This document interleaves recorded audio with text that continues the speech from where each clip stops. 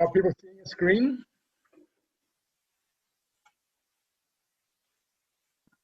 Yes, Ken. Okay, great. Okay, so just going straight into this, and as I say, as an introduction to Oceans Accounts, and in this bottom center of the panel, I have the logo of the Global Oceans Accounting Partnership. That last voice you heard was Dr. Ben Milligan, the Secretariat of the GOAP. And a lot of what I'm going to be talking to today is in relation to discussions, documentation, etc., developed through the Global Oceans Accounts Partnership. And I really want to thank GOAP for their contribution and for their assistance in looking towards advancing oceans accounts within the WIOGEN and broader Southern African region. So I think we are well aware that oceans play a really pivotal role in the Earth's life support system through both ecosystem services, regulatory and maintenance ecosystem services, provisioning and abiotic services, cultural ecosystem services, and what we call intermediate services. Although that I sometimes question whether these are services, they are ecosystem function, ecosystem structure, but they're not final services to humans. And important in this is that oceans are often undervalued in terms of what they contribute to humans. However, we're not in a position to be able to determine their entire value. I mean, to quote a piece out of the recent high-level panel for Sustainable Oceans Economy Blue Paper on Oceans Accounting, produced through GOAP, to paraphrase World Bank economist Michael Toman, attempting to find a total value of the ocean would be a serious underestimate of infinity. And so we're really cognizant of the fact that we can't value oceans in total, but I think we can go very far in improving and advancing the way in which we estimate ocean value. So I find oceans accounts are really interesting and a really exciting space, mainly because they look towards a really different way of estimating the contribution of oceans to human well-being, to human societies, rather than the way that oceans have really been estimated, or the value of oceans have been estimated in the past as a contribution to GDP alone. And I think there's a very big difference in this, particularly when we start looking towards blue economies and the need to include or need to really introduce inclusivity and sustainability within ocean governance frameworks. So we need to also be really cognizant of the fact that some of the frameworks that we look at have been brought in from the terrestrial environment, but oceans are very much more dynamic, fluid, and three-dimensional than terrestrial environments. And they're particularly boundary porous in that when you start applying particular frameworks to particular exclusive economic zones or particular regions, we're really cognizant of the fact that oceans are much more dynamic than terrestrial space. And we need to consider such dynamicism and fluidity in how we address some of the aspects of frameworks. We also really need to be cognizant of the fact that oceans are undergoing changes. Oceans themselves are changing, both natural and anthropogenic changes. The way we do ocean sciences, ocean measurement and analyses are changing markedly, largely through fourth industrial revolution aspects of ocean sciences. We look now towards ocean robotics, remote sensing, and all sorts of more tending towards large data capacity in the kind of data we get from ocean sciences compared to, let's say, at least, well, even 10 years ago. I think we all cognizant of the fact there's been quite a large change in the way we do ocean sciences and the volume of data that is coming in from particular ocean science disciplines. Probably the most important aspect is that human resource uses of the oceans are changing. there's an exponential increase in the expansion of oceans economies around the world as countries and regions really are turning towards their ocean space, their exclusive economic zones, to foster economic security, economic growth, food and energy security, even water security. And all of these changes, I feel we need to incorporate into adaptive ocean governance going forward. We derive numerous benefits from ocean systems through ecosystem and abiotic services. And I just want to use this slide to differentiate what I mean by those. These services also go to both market and non-market flow values and assets. And all of these require accounting in the estimation of the oceans to societal well-being. Okay. So we have so let's starting at the bottom, we have ocean ecosystems that have structure, they have function and result in productivity. And there's both flows in that curved diagram, the curved blue line on the right, between those ecosystems, but also flows from those systems to ecosystem services. And by ecosystem services, meaning the final services provided to humans. The particular final contributions of natural capital or non-produced assets to economies and to human well-being, which we obtain from the oceans, from which we obtain so much from the oceans, I should say. So those ecosystem services, as I've said, can be divided into provisioning, regulatory, and cultural services. And then on the right in that top blue box, I've got abiotic services. There's a little bit of confusion as what we mean by abiotic services. But let me qualify it by saying that ecosystem services are dependent on functional ecosystems. So if we don't have a functional fish ecosystem, we're going to see a decline in fisheries as an ecosystem service. Abiotic services are not dependent on functional ecosystems. That's not to say that they can't or won't affect ecosystems or ecosystem functions. And we look towards oil and gas or mining aspects of ocean resource use that are not dependent on ecosystem structure, function, or productivity. And there's just a slight difference in here that I want to differentiate because it has bearing back when we are trying to manage ecosystems and ecosystem assets and ecosystem services. And the fact that certain of the ecosystem services the ecosystem services we obtain are critically dependent on that ecosystem function.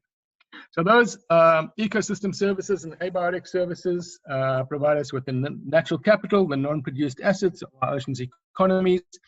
And in those economy space, we're looking at production, consumption, and accumulation. Those have particular, each of those have particular impacts in that bottom yellow arrow, which feed back. And we need novel blue economy approaches to ocean governance to account for both inclusivity and sustainability, as well as the non-market values. By the non-market values, very often only the market values are estimated in contribution to GDP, things that you can take to market, things that you can sell, and many of the kind of less tangible non-market values are often excluded from such valuations. As I've said, we've seen a global increase in oceans economies around the world, and those diagrams or those figures are just various reports.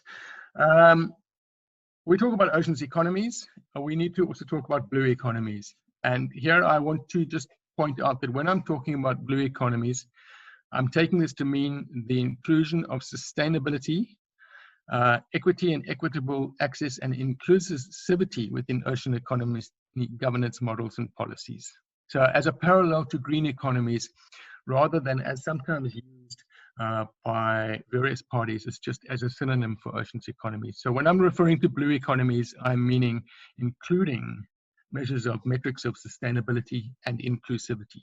So where do the benefits of a particular ocean economy accrue, or where do the costs accrue in terms of inclusivity are also an important aspect. So in terms of governance, I just want to really quickly touch on ocean governance and two definitions put up top. But what I really want to specify is that the governance of ocean resources or or the governance, or ocean governance talks to the governance of ocean resource use in the human economies and the impacts thereof. So it's really the governance of the human side of the system that we are talking about here in terms of ocean governance. I also want to just introduce a definition from Tony Turton from the South African freshwater space discipline of ecological governance as a process of informed decision-making to enable trade-offs. So trade-offs are an important part about this, between competing resource users so as to balance environmental protection with beneficial use. And in such, incorporating the mitigation of conflict, the enhancement of equity, the ensuring of sustainability, and of course, allowing accountability. And I find that a really, really useful a definition to use in this space, because it kind of encapsulates so much of what we're trying to do within things like marine spatial planning, integrated coastal zone management, or other aspects of ocean governance, or the instruments of ocean governance. So as I say, governance is really about trade-offs, and those trade-offs need to be carried out across environmental, social, and economic domain values. So every time we do a trade-off, we're really in our heads, we're making a valuation choice. So it's often said that we can manage what we measure, but then how do we measure the ocean total resource use value? And I also want to just introduce the concept of oceans economies are inherently within a societal fabric, which lie within the environment. We used to look at this almost Venn diagram of a sweet spot between environment, society, and the economies. And I think we're changing that towards the fact that we're looking at economies within, as part of society that lies very much within an environmental domain. So if we look at how we valued oceans in the past, and they've largely been valued through the estimation of the contribution of oceans to GDP. And this is through a gross value add across value chains. And of course, it only introduces the monetary or the market values into the system. This process really requires a number of steps. And the first is the choice of which sectors to include or exclude within your estimation of oceans economies. And this is largely being done through the International Standards of Industry Classification, the ISIC 5-digit codes. And the issue with this is that these estimations of value have not been done consistently. So different countries have chosen different sectors to include or exclude from their oceans economy valuation. And furthermore, for example, what happens in the case of upstream and downstream components of a value chain? For example, once you've landed a fish product, or once you've landed offshore oil and gas into a terrestrial space, what proportion of that fish processing or oil and gas processing on land is then included or excluded within an oceans economy sector? And this brings us to the second challenge here, or the second process requirement, and that is that very often these metrics are logged within national statistical offices as total for a country or for a region, and we require disaggregation of the contribution of the oceans. What proportion of the oil and gas sector to the national economy was from offshore oil and gas, and it's often very, very difficult to do this. Further challenges, as I say, there are seldom standardized metrics across nations or regions. There's little or no accounting of natural capital assets or sustainability within these models. One could go out and fish a particular stock to very low levels that would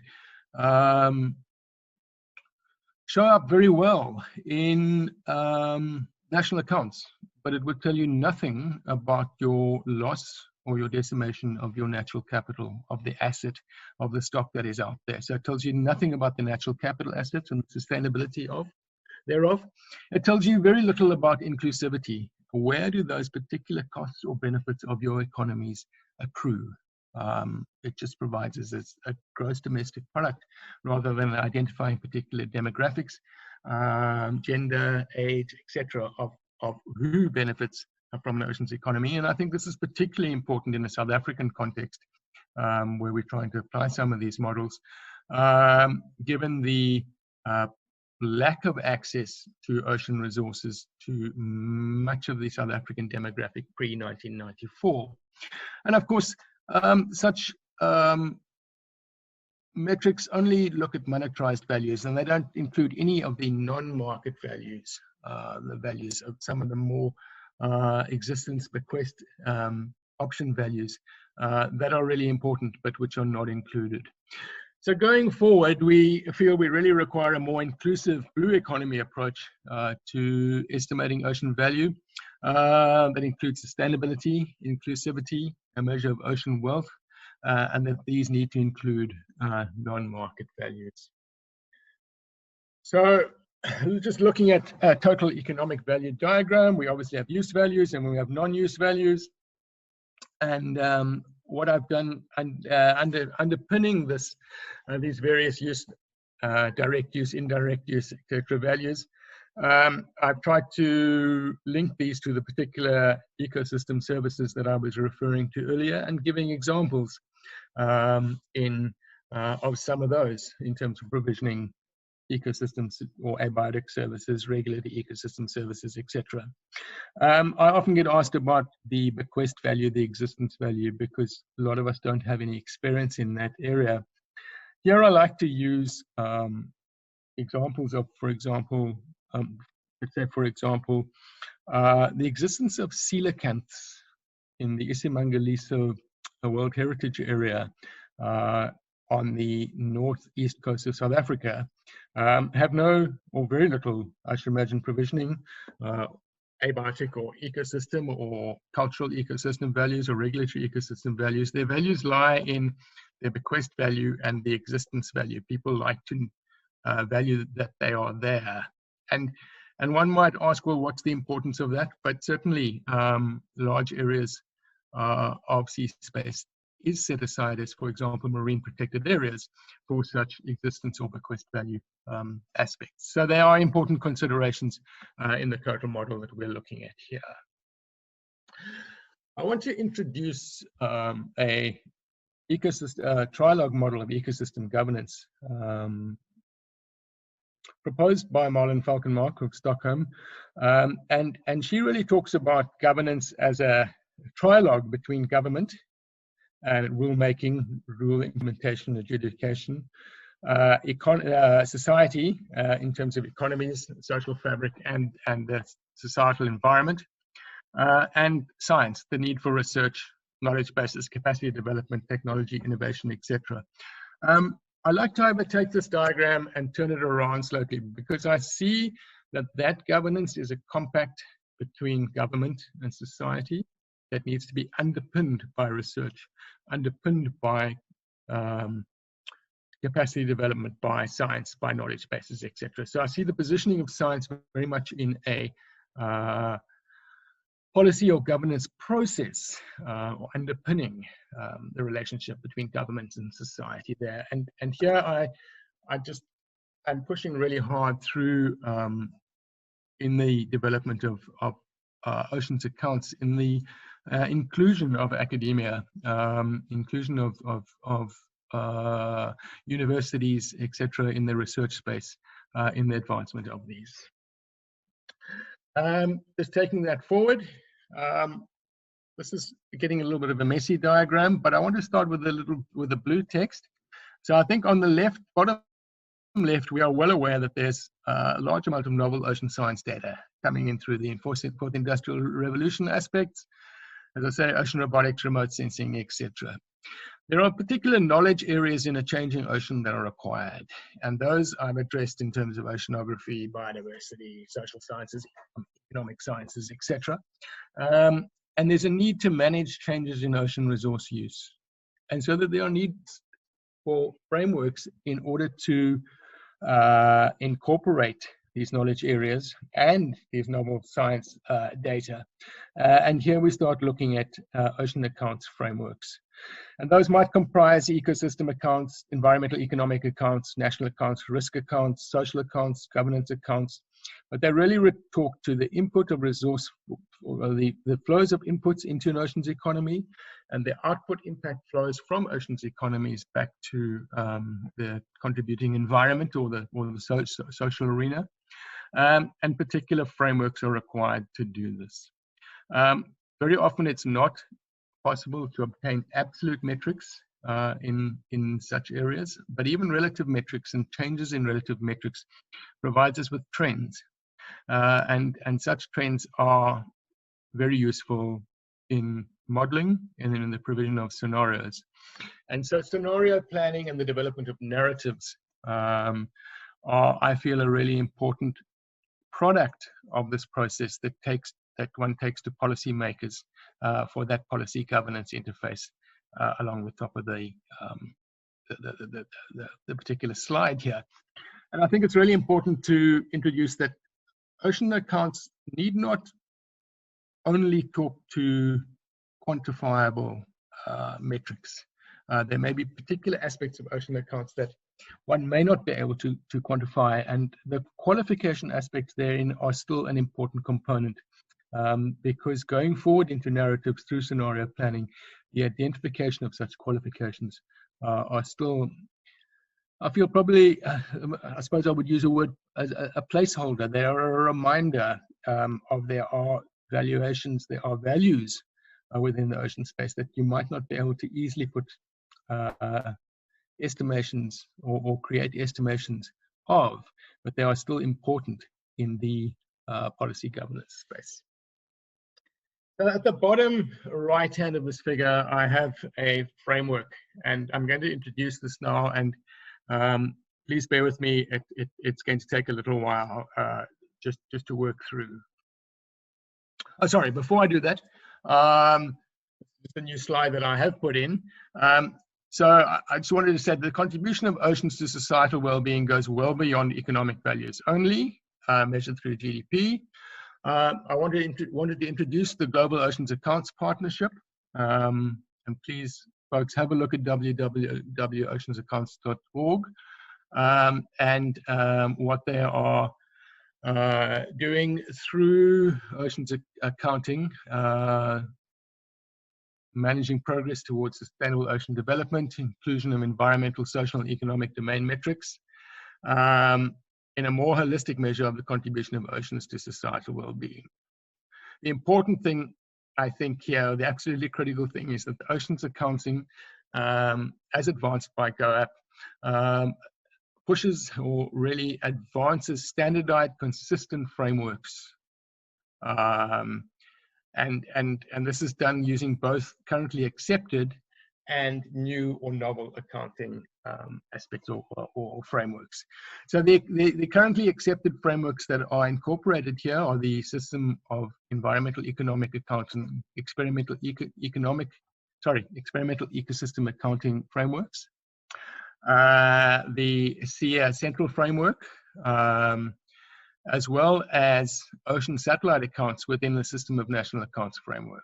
Okay, and what these really are is that the Experimental Ecosystem Accounting framework looks at particular ecosystems on a spatial basis, the extent and condition of those ecosystems, and the particular flows from those ecosystems as ecosystem service flows, as abiotic flows across provisioning, regulatory and cultural services into the central framework. And the central framework really looks at what particular environmental assets are, I'm going to say, are supplied by the environment and used by people. Here we get into a little bit of semantics in terms of the way ecologists use supply and use and economists use supply and use. In that an economist will use a supply as as the use and of a particular of natural capital, and the use as the take up in the value chain in the economy. I don't want to get too really caught up in that, but there are accepted frameworks within the oceans account systems, along with GOEP providing guidance on the accounting of ocean risk, areas of inclusivity in terms of ocean use, benefits and costs, and in terms of ocean governance. And I think the really important thing about this is that by linking particular impacts to risks, to governance, one starts identifying where there are governance gaps, where there are needs to fill in particular areas, where there's a need for particular mitigation or management, spatial exclusion, etc. And so I really see oceans accounts having a major role to play in underpinning aspects of marine spatial planning and in underpinning integrated coastal zone management, because without these more holistic estimations of ocean value, I think it becomes very difficult to make the trade-offs that one needs to do, for example, within MSP processes.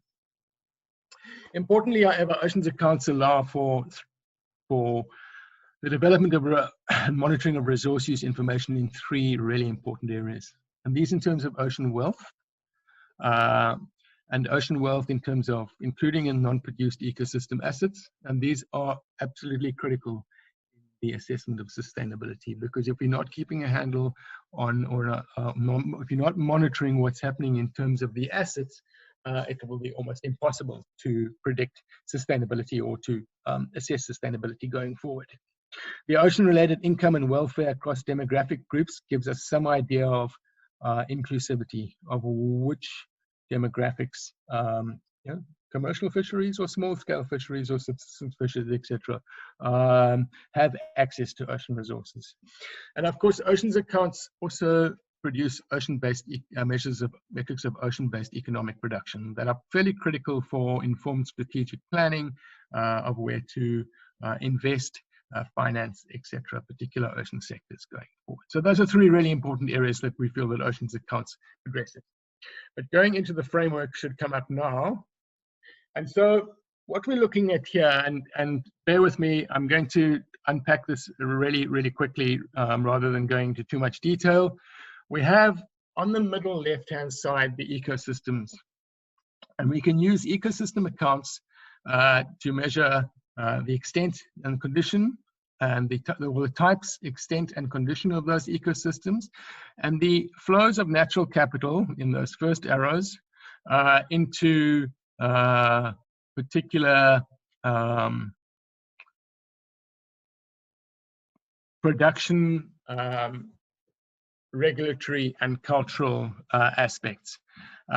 So that natural capital, so firstly, ecosystem accounts, experimental ecosystem accounts recognized, provides a really good manner in which to assess ecosystem content, ecosystem condition, ecosystem extent, and the flows of ecosystem services and how those change.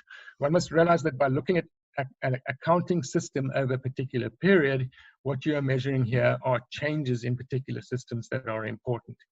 One can look at what sort of money you have in a bank account, but probably as important is the rate of change of that particular asset.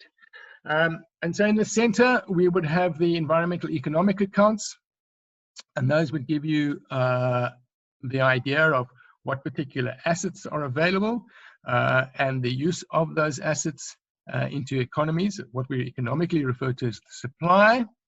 And then along with the labor and human capital and the built capital, the value add within that would go into the ocean satellite accounts that would then provide an idea of the economic value of particular sectors. So one is moving from an ecosystem side on the left-hand side of this diagram towards an economic sector side on the right-hand side of the diagram, realizing that this needs to be done on, this is often largely done on a spatial basis. That doesn't necessarily mean that it has to be done on a spatial basis. And from the right-hand side, it's important that we identify which particular sectors we are looking at here. And they could include sectors such as, yeah, even ocean protection as a sector. Realizing, of course, that then there are provisioning ecosystem services, regulatory ecosystem services, and cultural ecosystems in the central column. The loss of a particular regulatory ecosystem, let's put it this way, regulatory ecosystem services are really taken usually taken for granted until they are lost. And they are only really valued once they're compromised in the costs of remediation or the costs of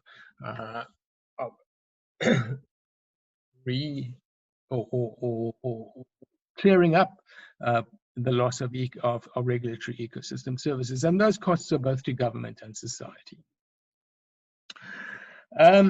So, three central pillars in terms of ecosystem accounts: environmental economic accounts through the central framework, and national accounts, ocean satellite accounts. But we also need to realize that to get a complete holistic approach to this, we need to include risks.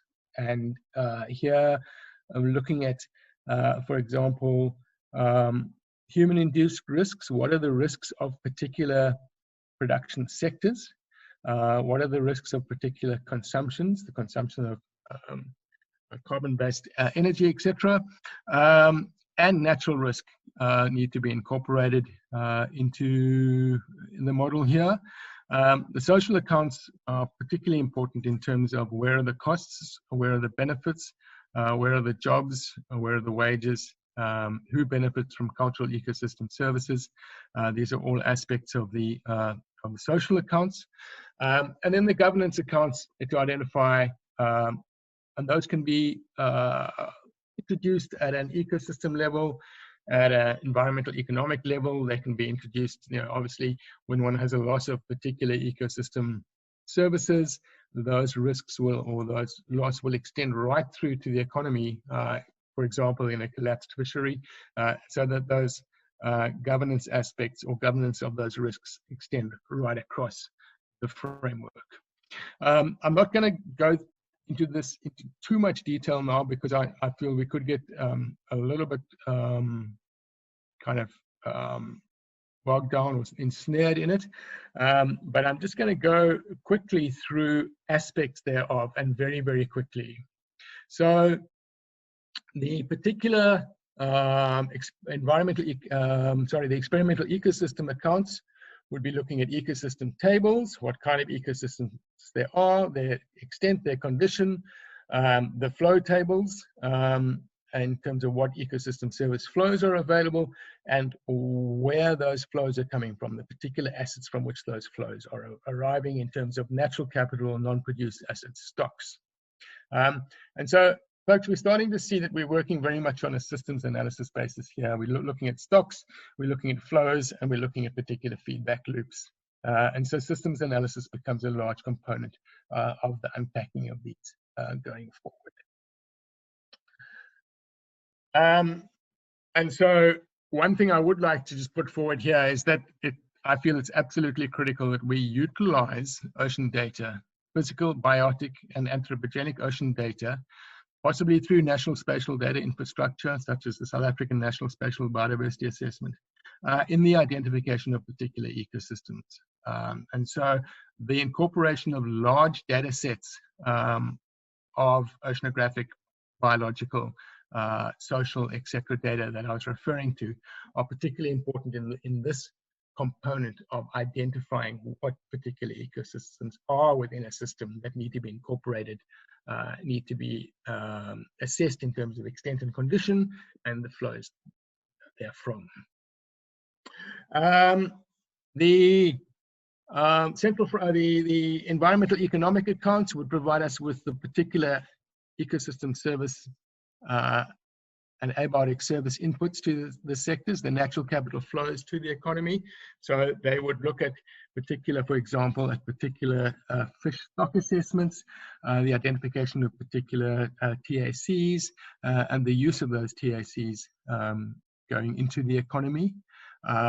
They also look at the output or residuals tables of impacts of sectors, and I say there's both of production and consumption sectors on ecosystems. So, and I really look at 5 areas of impact in the ocean space, being unsustainable extraction, habitat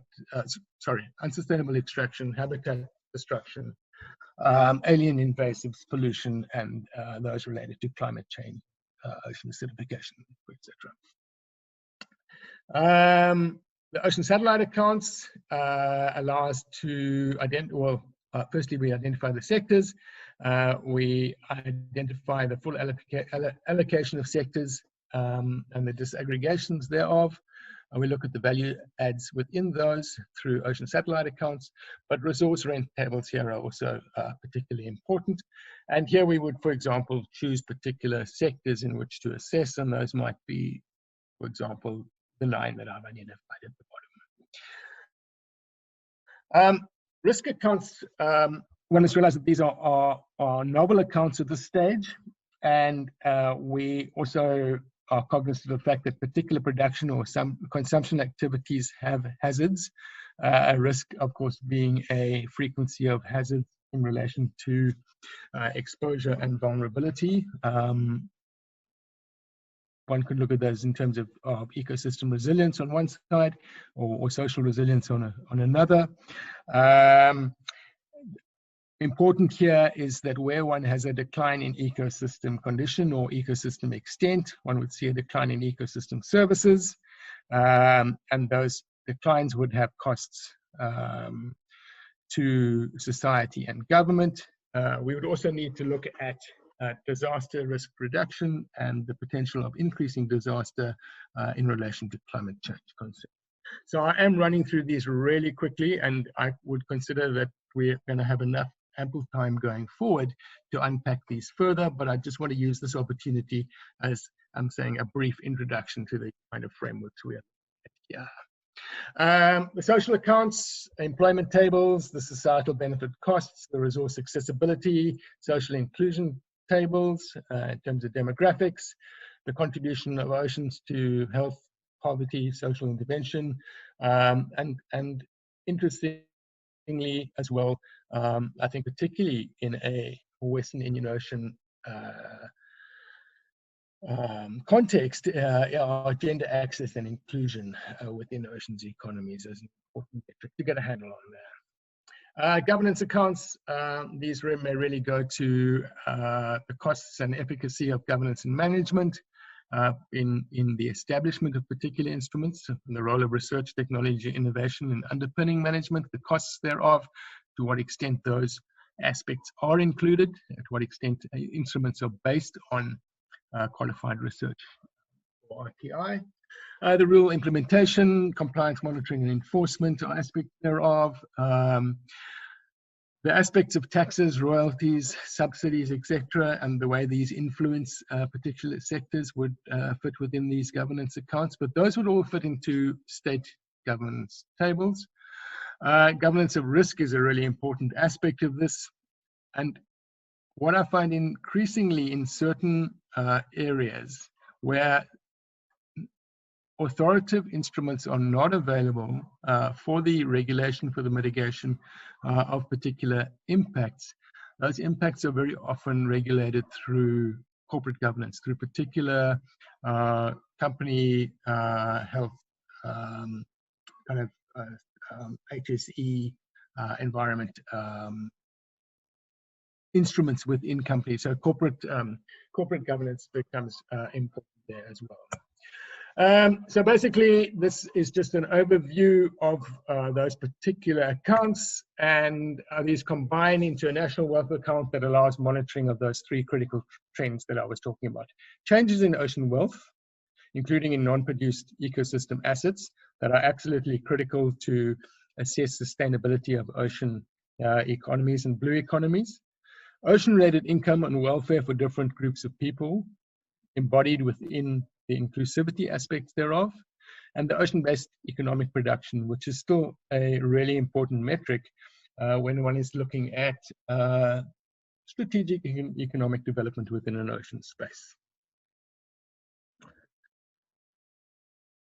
The framework that I have just given you is a little bit of a departure of that provided in the technical guidance of Oceans Accounting for Sustainable Development by the Global Oceans Accounts Partnership, in that GOAP put at this stage the risk, social, and governance accounts within one particular pot, one particular box here, all included within the governance aspect thereof at the bottom center of the slide.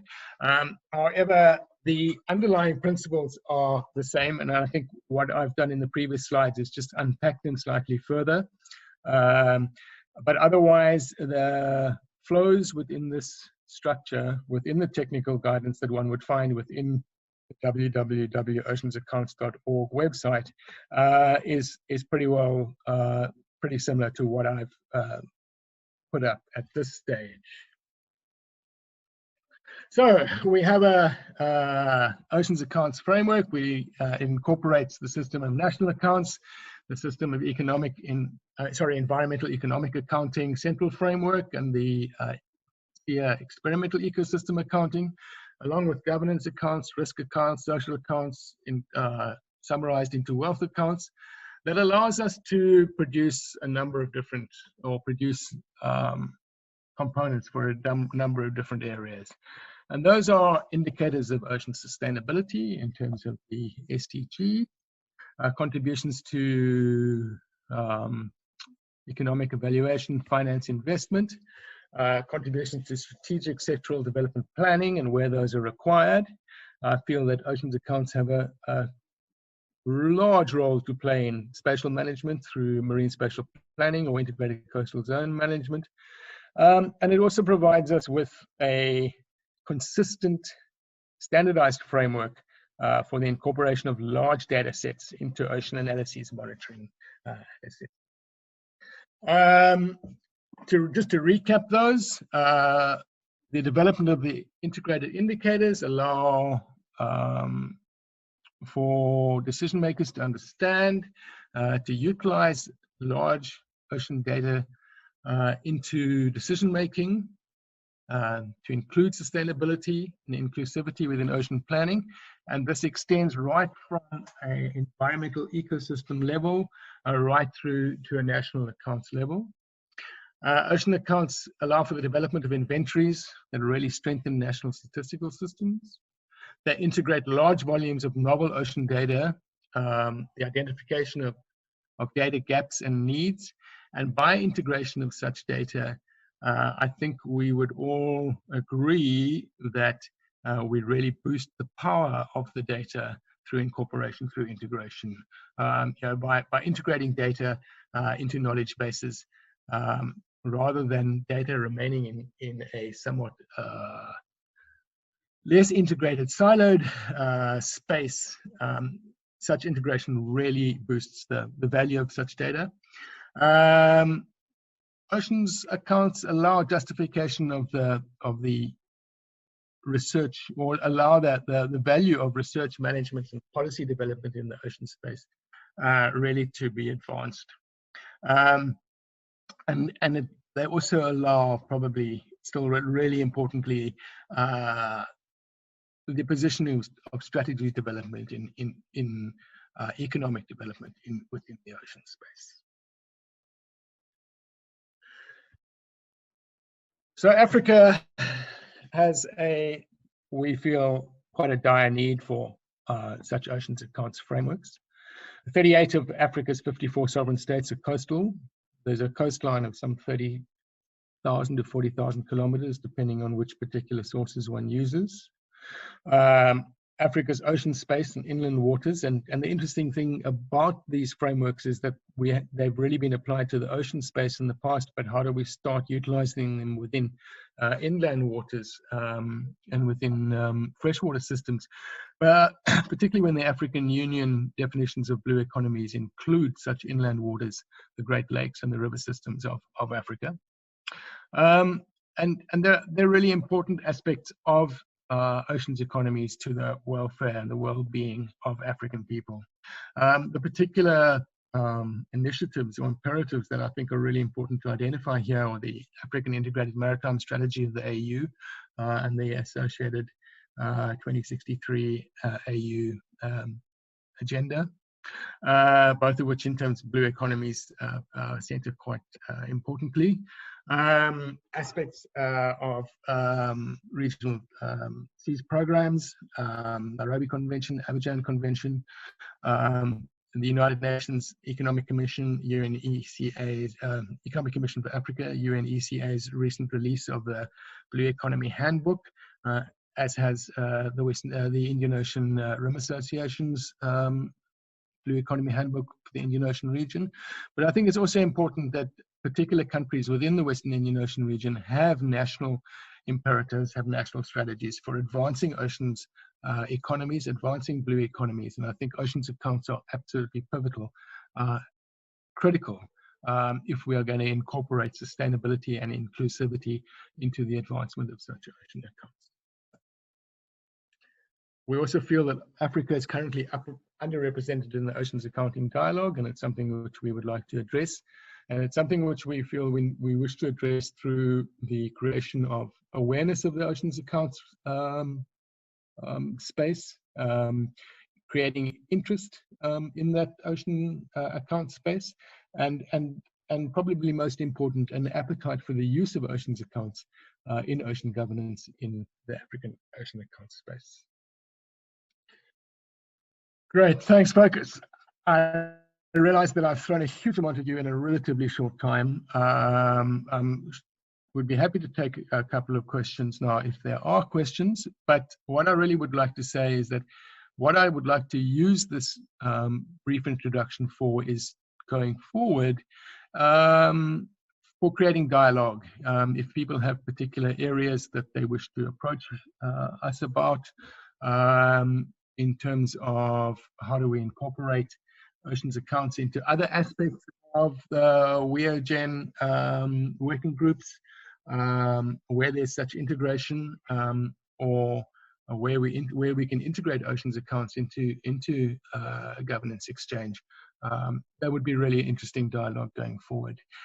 So what I'm saying is that I'm happy to take a couple of questions now if there are any, but I really would like to leave the communication channels open going forward to create a dialogue within the WIOGEN space on oceans accounts.